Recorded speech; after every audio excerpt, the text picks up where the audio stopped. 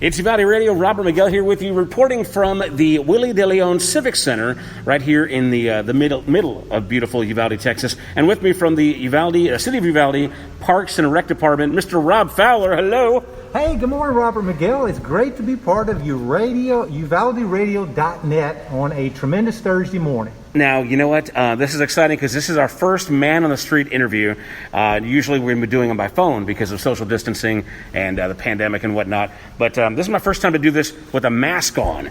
So if we sound a little muffled, we apologize. We're trying to be respectful of each other's safety and health and whatnot. So you're looking really good. We have matching masks, kind of, sort of. Only in America, Robert Miguel. Matching gray. Matching gray masks on a Thursday. There's plenty of gray for both of us to go around, right? On top of the head as well, too. But, so let's get right into things happening with the City Parks Department. I know the big news is the swimming pool. We have a lot of kids who have some cabin fever, who have been stuck at home schooling for an extra 9 weeks, are excited about summer. And let's talk about the swimming pool first of all and what's going on there. Well, I'll tell you what, Robert, the City of Uvalde Parks and Recreation Department has some medicine for that cabin fever. Mm-hmm. You're exactly right, Robert. We're going to open the City of Uvalde swimming pool. Is it more cowbell?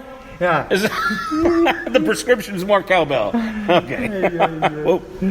That's good stuff, Robert. I want to tell you a little bit about what's going on at the swimming pool starting next week, June 22. We will be closed on Mondays. The pool will be available Tuesday through Sunday for general swimming and pool parties. We will not offer the Learn to Swim program this particular 2020 summer. But do give us a call at 830-278-7531 for details on our general swimming and also our pool parties that will have a maximum occupancy of 20 patrons on all activities. So if you're going to plan to have a party out here, a little swim party, birthday party, whatever, do not invite or plan to have more than 20 people here because somebody will be turned away. Please, that is great advice, Robert. Yeah. And do get a hold of us. We'd love to hear from you. Tell us what you're interested in. We can share what we've got to offer. And we're looking forward to seeing folks over at the swimming pool. And naturally, the lessons aren't happening simply because it takes some one-on-one contact. We would most likely violate social distancing. Right.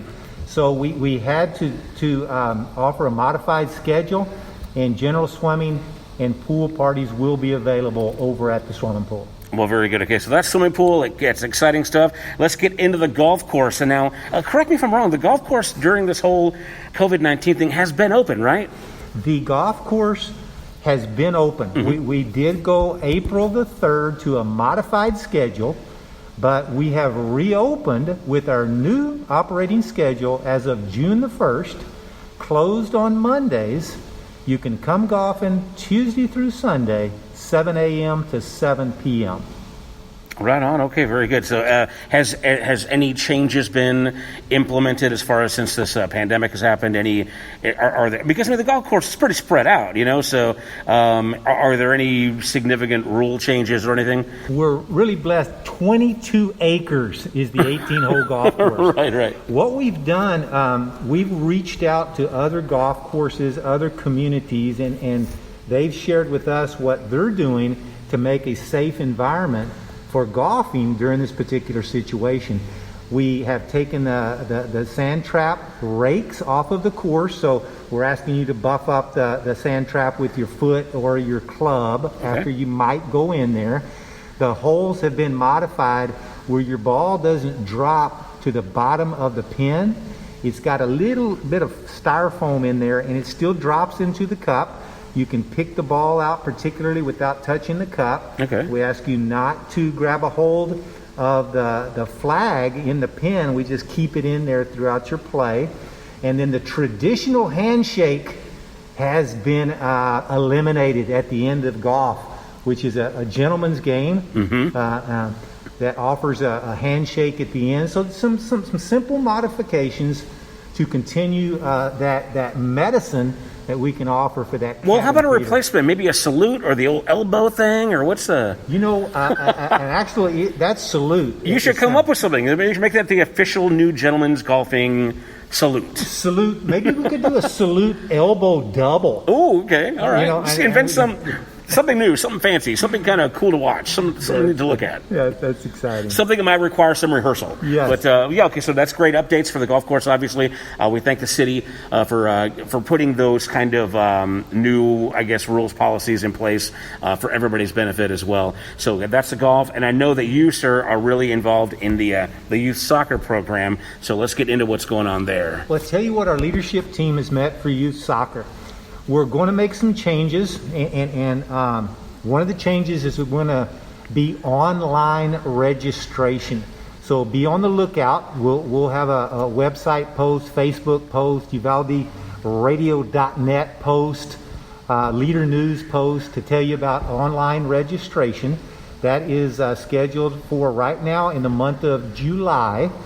We're going to offer one face-to-face registration is our goal on July the 18th. And then we're looking to have the teams available for the coaches to start practicing maybe about August the 10th, August the 12th, with the first game being scheduled on September the 12th for our first weekend of youth soccer.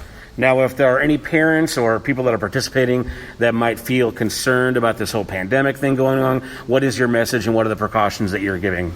As far as we go back to swimming pool and golf course, and then we're now talking about youth soccer, you know, social distancing has been the big buzzword. Right. So washing those hands, keeping your distance, making those little smart decisions so that we can gather in groups, small groups, and implement guidelines from the CDC, local and state guidelines that we can implement to make this a safe environment for our youth to participate in sports that we know they love.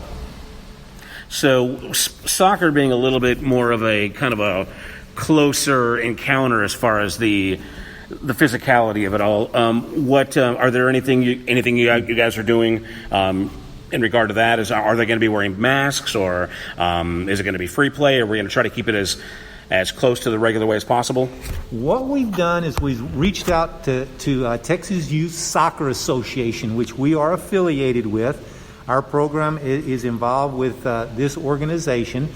They're giving us feedback along the way so that when we get to that position of August the 12th, August the 10th to start participating in the practices, that we can model in practices what we want to do within the game setting.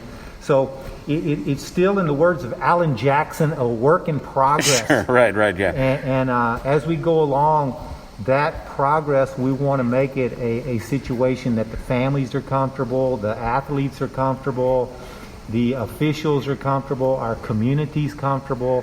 So great question, but everything we do has to be in the effort of trying to keep people healthy. Well, and let me emphasize that this might sound like a vague answer, but it's not. It's because this thing in the news, it changes all the time. There's new information coming all the time about how to handle these things. So, we have to kind of go by a week-to-week kind of basis on this kind of thing. So it makes total sense. You know, Robert, I've heard that so many times about the landscape of what we're going through and how it changes from day to day. So I think, Robert, your advice is very, very informative to the position that we want to help everyone learn as much as we can so that we can offer something that's going to keep everybody healthy along the way. Well, right on. Now, let's go ahead and get back to the basics. Let's go to the park now. I know that you guys had shut down the basketball courts and maybe the bathrooms and some, during the peak of what we were going through with COVID-19. Where do we stand right now as far as the public parks go? The parks do remain closed as far as the playground equipment and the restrooms. Okay. But during park hours, you can go out into the open spaces, enjoy Memorial Park, De Leon Park, North Grove Park, El Jardín de los Heroes Park. West Side!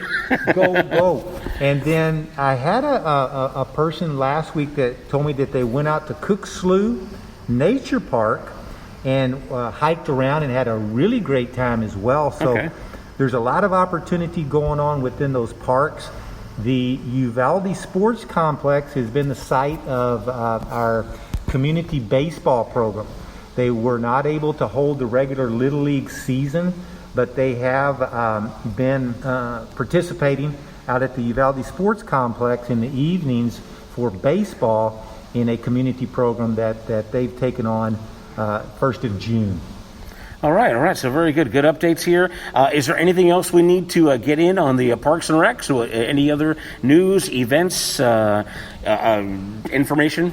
As far as it goes, our slogan is your greatest wealth is your health. And when we say that, it's very important that you put time aside each and every day, a little me time, where you can get out to the park, maybe go to the swimming pool, go to the golf course, find a recreation, a exercise method that's going to help you with that medicine that we talked about, because a body in motion stays in motion, Robert. I like that. I need some more motion. I tell you what, man. Everybody said that they gained the COVID-15. I think I gained the COVID-50. It's terrible. But great information again. Rob Fowler here from the City of Uvalde Parks and Rec Department. We're in the Willie De Leon Civic Center in the Cactus Room. So thank you to the ladies at the Civic Center for letting us have some space here. And I've been doing this interview with a mask on. I feel muffled, and it's fallen off a couple of times. So Rob, thank you so much for putting up with me struggling while you've been talking, putting this thing on. But anything else? I guess give us that information one more time on how to get a hold of the Parks Department if we have any further questions. I'll tell you what, we can call the swimming pool at 830-278-7531. And also you can call the golf course at 830-278-6155. And we can give you some information on the various programs and park information that we talked about during today's interview. And of course, you can follow the City of Uvalde on Facebook and follow their Twitter as well too. Lots of good information there, and we do our best to kind of share that information as well on Uvalde Radio's social media. All right, well, Mr. Fowler, thank you so much for your time. That's going to wrap it up here. Thank you, Robert, and everything you do for the community of Uvalde. And that's going to wrap it up at the Uvalde Civic Center on UvaldeRadio.net.